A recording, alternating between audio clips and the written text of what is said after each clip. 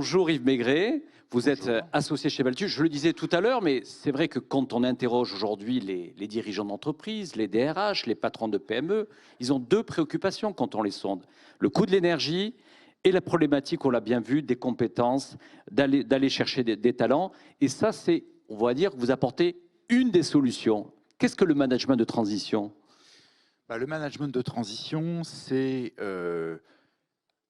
une solution additionnelle pour satisfaire aux besoins de compétences des entreprises.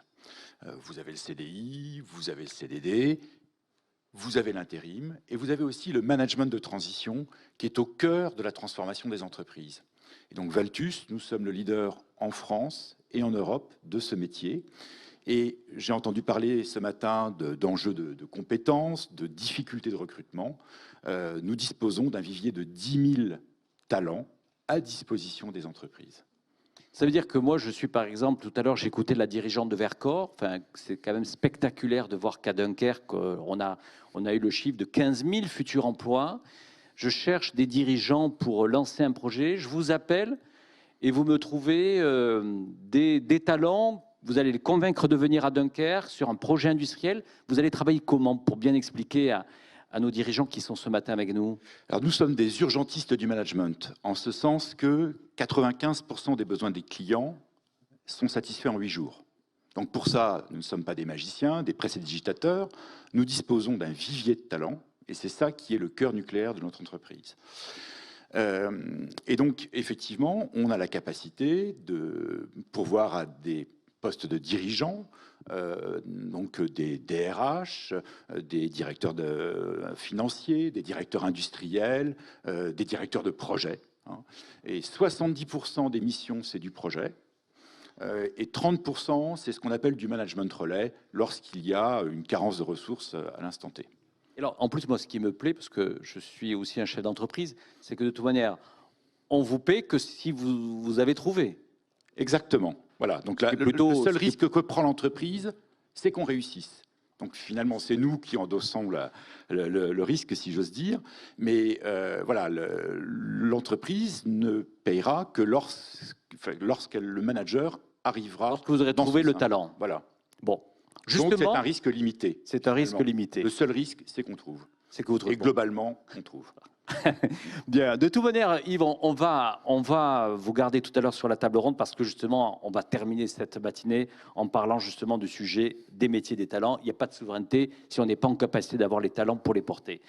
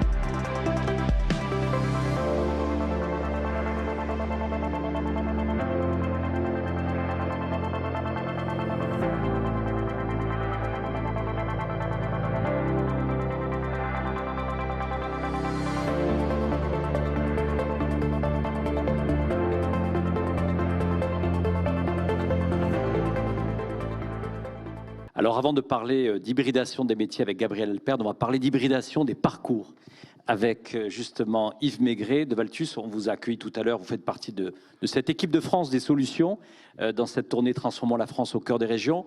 Parce qu'aujourd'hui, il y a urgence pour les entreprises pour réussir 2023 et 2023, c'est maintenant que ça se prépare. Il y a les enjeux énergétiques, on l'a évoqué tout à l'heure, avec tous les acteurs qui ont pris la parole. Je pense à Enedis, à Total Energy ou à GRDF qui ont apporté des témoignages clés dans cette matinée. Et puis, Yves, vous portez une solution. Et je crois, même si aujourd'hui le management de transition, on en parle de plus en plus en France, mais ça reste encore méconnu auprès des entrepreneurs. Si je suis un dirigeant d'entreprise, à Arras, j'ai besoin de quelqu'un qui, par exemple, pour mettre en place une nouvelle chaîne de production, Arras, même si c'est un territoire dans lequel il y a beaucoup de projets que vous portez, Président, mais c'est jamais facile aujourd'hui de pouvoir, à la fois rendre son territoire attractif, essayer de faire venir des talents. Et vous, c'est là où vous rentrez en jeu sur scène, Valtus. Oui, enfin, vous allez parler d'hybridation. Nous, on parle d'hybridation des talents, d'hybridation des parcours. Hybridation des talents, pourquoi? Parce qu'aujourd'hui, l'entreprise se doit d'être de plus en plus, d'ailleurs, un mix de compétences internes et externes. Et prétendre avoir toutes les compétences internes à l'instant T pour mener un projet, c'est un peu illusoire. Bon. Donc nous, c'est là où on peut intervenir. On travaille d'ailleurs beaucoup dans les Hauts-de-France. Et c'est pour ça qu'on aime à dire que nous sommes des acteurs des territoires, pour reprendre, Président, votre mot. Et donc, mission, par essence, elle est capée dans le temps. Ça va aller entre 3 mois et 24 mois. Alors, il y a toujours des exceptions. Il y a des missions qui durent plus longtemps.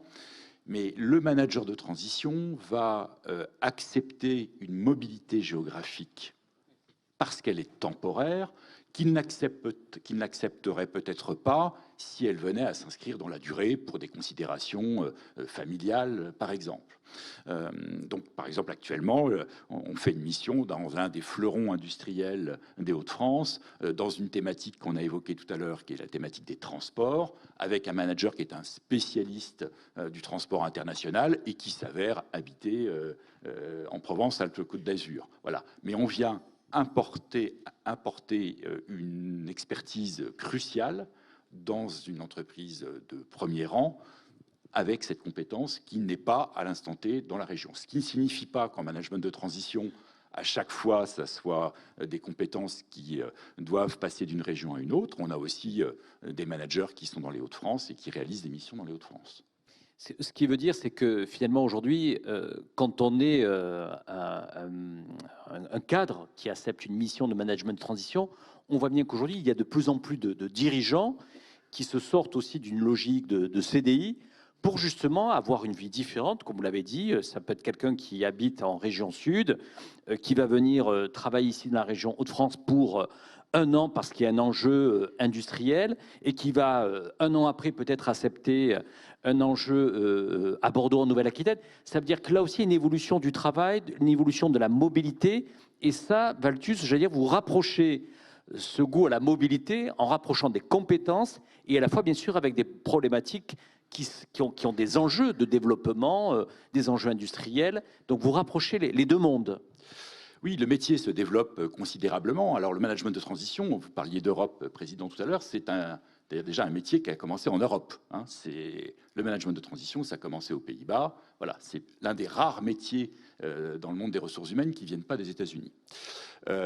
Et aujourd'hui, on a donc une croissance très forte depuis ces dernières années, et encore plus depuis la crise Covid, avec près de 40% de croissance cette année. Donc c'est absolument incroyable. Et cette croissance, elle se fait sous l'appétence conjointe des entreprises pour la solution du management de transition, pour des raisons d'urgence, pour des raisons d'efficacité, de disponibilité de ressources. Quand le président Bertrand a demandé tout à l'heure qui a des problématiques de recrutement dans la salle, ça a été une nuée de mains qui se sont levées.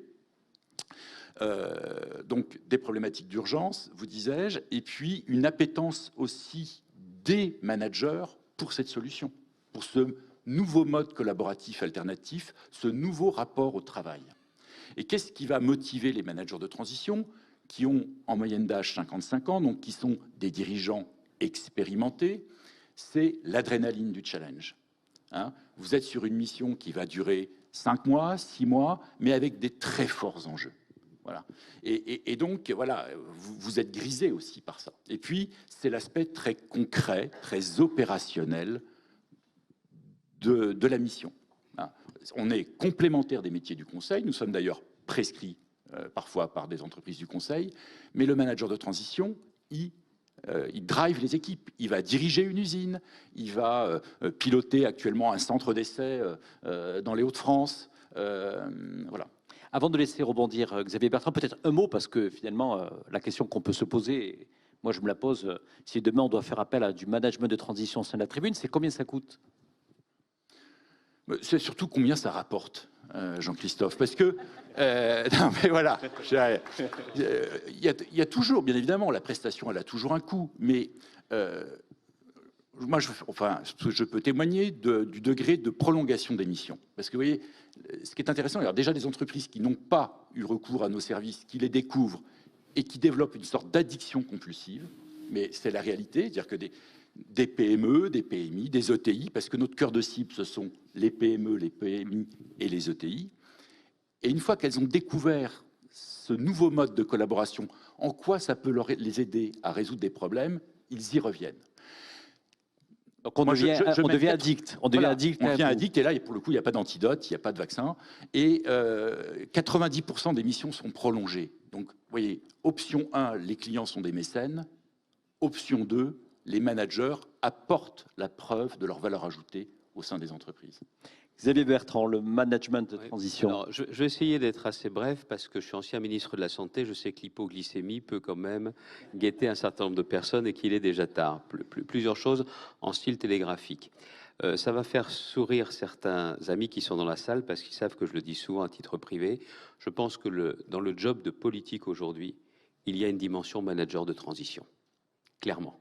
C'est-à-dire qu'on est dans une décennie de transformation et on doit se dire que plutôt que de chercher à durer, il faut absolument faire et adapter son territoire et la population dont on a la responsabilité à ces transitions, à ces transformations. Je le dis très souvent, ça peut surprendre, mais je pense qu'il y a cette dimension manager de transition, c'est la clé. Le deuxième point aussi, le télégraphique que je voudrais aborder, je ne sais pas si ça a été abordé tout à l'heure, on a parlé de transformons la France au cœur des régions. Si on croit clairement que la décroissance n'est pas la voie, il faut qu'on fasse très attention à ce qui est en train de se passer aujourd'hui en France avec ce qu'on appelle le ZAN, le zéro artificialisation nette. Nous savons toutes et tous qu'on ne bâtira plus n'importe comment comme on l'a fait par le passé. On est en train de mettre notre beau pays sous cloche. Sous cloche. Que ce soit sur les logements, que ce soit sur le développement économique. Et si on n'y fait pas attention et si on dessert au compte-gouttes le garrot qui a été posé aujourd'hui, on peut faire une croix sur le fait que la France reste vraiment compétitive dans le concert international.